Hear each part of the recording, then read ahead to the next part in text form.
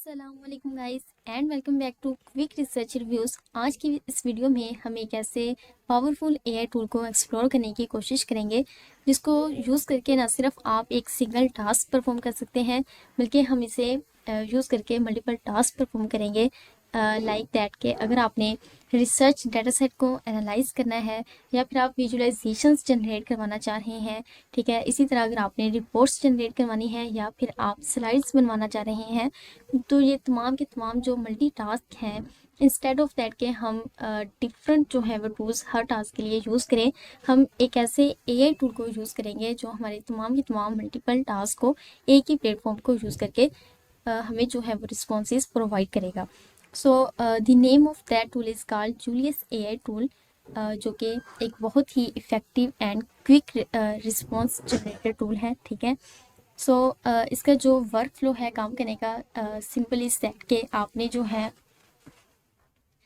आप जस्ट जो है वो डाटा सेट सॉरी आप जो है आप क्या करेंगे गाइस, आपने जस्ट डाटा सेट अपलोड करना है, ठीक है। And then within seconds जो है ये टूल हमें रिस्पॉन्सेज जनरेट करके प्रोवाइड करेगा, ठीक है, आपके रिक्वायरमेंट्स के अकॉर्डिंग, ठीक है। फर्स्ट ऑफ दैट के डाटा सेट की जो है वो होल डिस्क्रिप्शन, हर फीचर की डिस्क्रिप्शन हमें प्रोवाइड करेगा, ठीक है। एज वी नो दैट के रिसर्च में जो है रिसर्च वर्कफ्लो में data set is the most important part, but in my opinion data set से ज़्यादा मोस्ट इम्पोर्टेंट जो पार्ट होता है रिसर्च में वो डाटा सेट की अंडरस्टैंडिंग है, ठीक है। सो गाइस, अगर आप डाटा सेट को अंडरस्टैंड ही नहीं कर सकते तो डाटा सेट को हम इम्प्लीमेंट किस तरह करेंगे, यहाँ पे जाके जो है वो रिसर्चेस हमारे स्टक हो जाते हैं। सो इट मे बी कि जब हम मैनुअल जो है वो एक्सप्लोर कर रहे होते हैं डाटा सेट्स को या फिर डिफरेंट वेबसाइट्स पे हम देख रहे होते हैं तो हमें डिस्क्रिप्शन तो अवेलेबल होती है, लेकिन इट मे बी कि वो हमारी होल जो डिस्क्रिप्शन है वो होल डाटा सेट को अंडरस्टैंड करने में इनफ ना हो, ठीक है। तो इस जूलियस एआई टूल को यूज़ करके हम जो है हर फीचर की डिस्क्रिप्शन ले सकते हैं, ठीक है। हर फीचर का जो है होल डाटा सेट में करैक्टर क्या है, ठीक है, किस पर्पस के लिए यूज़ हो रहा है, हर फीचर जो है वो दूसरे फीचर को किस तरह से इफ़ेक्ट कर रहा है, ठीक है। तो ईच एंड एवरीथिंग जो है ये टूल जो है वो हमें प्रोवाइड करेगा। तो अब हम इसे इसका प्रैक्टिकल यूज़ देखते हैं, ठीक है। ये वर्क किस तरह से करेगा, ठीक है। बेसिकली इस टूल को जो है वो हम डिफरेंट पर्पस के लिए यूज़ कर सकते हैं, लेकिन आज की इस वीडियो का जो हमारा मेन फोकस है वो डाटा सेट को अंडरस्टैंड करना ही है कि आया इस टूल को यूज़ करके हम एक डाटा सेट को कम्प्लीटली किस तरह से अंडरस्टैंड करेंगे, ठीक है। तो चलिए अब हम स्टार्ट करते हैं। सो फर्स्ट ऑफ ऑल आपने इस टूल को साइन अप कर लेना है वही यूजिंग योर जीमेल अकाउंट, ठीक है। जैसे ही हम इसे साइन अप करेंगे तो इसका इंटरफेस जो है वो आपके इस तरह से शो हो जाएगा आपकी स्क्रीन पे, ठीक है। अब इसके कुछ फीचर्स हैं जिनको हम वन बाय वन डिस्कस करते हैं। जैसे ही आपने न्यू टास्क कोई परफॉर्म करना है, ठीक है, न्यू टास्क के लिए आप इसे यूज़ करें तो आप यहाँ पे जाएंगे और न्यू टास्क का जो टैब है वो आपको डिस्प्ले हो जाएगा। और इसी तरह जो आपके ऑलरेडी परफॉर्म टास्क हैं वो आपके इस टैब में, इस फीचर में आपके डिस्प्ले हो जाएंगे। नोटबुक्स में आपकी जनरेटेड नोटबुक्स जो हैं वो आपके डिस्प्ले हो जाएंगे। और लाइब्रेरी के जो फीचर है इसमें आपका जो जो आपने विजुअलाइजेशन करवाई है, ठीक है, या फिर आपने रिपोर्ट्स जनरेट करवाई हैं, इस तरह अगर आप स्लाइड्स जनरेट करवा रहे हैं या फिर जो भी आपने टास्क परफॉर्म किए होंगे तो वो तमाम के तमाम जो टास्क हैं वो आपकी लाइब्रेरी में स्टोर हो जाएंगे, ठीक है। इस तरह डाटा कनेक्टर्स को हम इसलिए यूज़ करते हैं कि अगर आपने कोई एक्सटर्नल सोर्स ऐड करना है, ठीक है, जो कि ये देख सकते हैं आप यहाँ पे मल्टीपल सोर्स जो है ये हमारे यहाँ पे बिल्ट इन अवेलेबल हैं, लेकिन अगर आप इनके अलावा किसी और सोर्स को यूज़ करना चाह रहे हैं तो आप यहाँ पे जाके सर्च करेंगे, ठीक है। एंड देन आप जो है वो रिक्वेस्ट करेंगे उस कनेक्टर के लिए, ठीक है, और फिर आपको एंड देन जो है वो आप इस सोर्स को जो है वो कनेक्ट कर सकते हैं। इसी तरह इसका जो है वो एजेंट्स के लिए भी हम इस टूल को बहुत ही अच्छे वे में यूज़ कर सकते हैं। आपने कोई भी एआई एजेंट जो है वो क्रिएट करना है, ठीक है, डैशबोर्ड्स जो हैं वो आप क्रिएट करना चाह रहे हैं, ठीक है, तो ये हमें डिफरेंट जो है वो टेम्पलेट्स भी प्रोवाइड करेगा, ठीक है। मार्केटिंग के लिए है, फाइनेंस के लिए है, प्रोडक्ट्स के लिए, डाटा के लिए, ठीक है।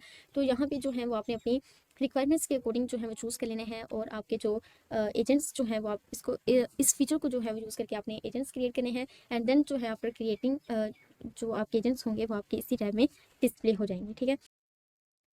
चलिए अब हम इस टूल का जो मेन फोकस है हमारी आज की इस वीडियो का, इस टूल को यूज़ करने का, वो है डाटा सेट्स को अंडरस्टैंड करना, ठीक है। एक रिसर्च डाटा को हम कम्प्लीटली किस तरह से एनालाइज कर सकते हैं, ठीक है। इसको हम देखेंगे स्टेप बाय स्टेप। लेकिन ये स्टार्ट करने से पहले मैं इसकी कुछ लिमिटेशंस जो हैं वो आपसे डिस्कस करना चाहूँगी।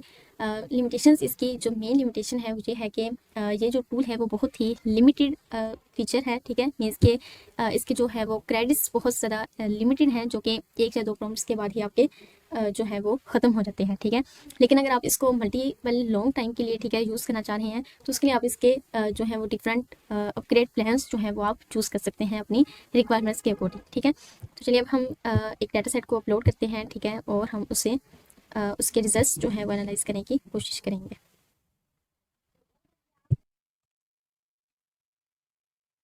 ठीक है, तो ये डाटा सेट जो है वो हमने अपलोड कर लिया है, ठीक है। अब हम इसे पास करेंगे।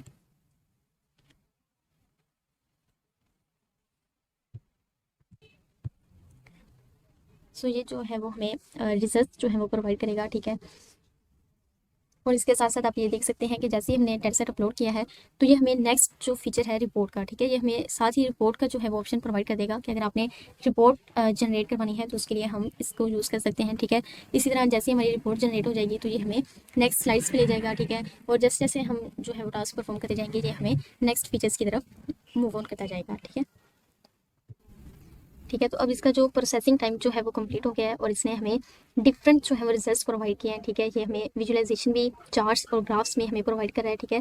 इस तरह जो डाटासेट की डिस्क्रिप्शन है, ठीक है, उसके total number of records means के एवरी डिस्क्रिप्शन अबाउट डाटासेट जो है ये हमें विद क्लीन स्ट्रक्चर के साथ जो है ना ये हमें प्रोवाइड करेगा, ठीक है। ये आप देख सकते हैं डिटेल जो है वो डिस्क्रिप्शन प्रोवाइड की गई है।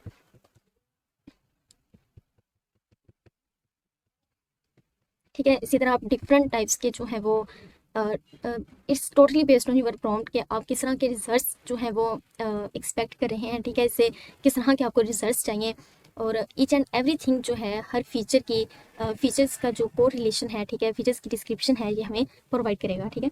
इसी तरह जैसे अब हम अगर नेक्स्ट फीचर की तरफ जाएं कि अगर आपने रिपोर्ट जनरेट करवानी है तो ये इट में भी किसके जो क्रेडिट्स हैं वो फिनिश हो जाएं, ठीक है। लेकिन अगर आप इसे लॉन्ग टाइम के लिए यूज़ करना चाह रहे हैं डिफरेंट टास्क के लिए तो आप इसके अपडेट प्लान को यूज़ करेंगे, ठीक है, और आप जो है वो मल्टीपल टास्क के लिए इसे यूज़ कर सकते हैं।